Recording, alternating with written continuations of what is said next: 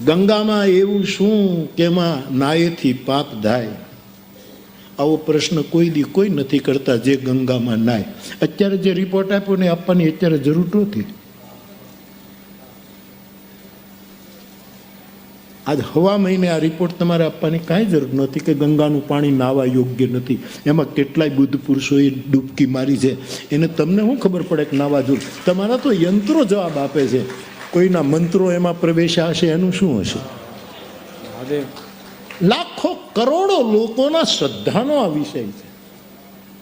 કાલે મેં અખબારમાં વાંચ્યું કે એવો રિપોર્ટ આવ્યો છે. મારે એમ તો આપણે વિરોધ શું કરીએ, પણ આપણે વિનય તો કરીએ.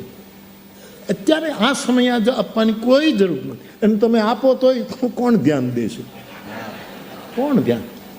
મને શ્રદ્ધાથી કહેવા દો, કેટલા બુદ્ધ પુરુષોએ એમાં ડૂબકી મારી છે.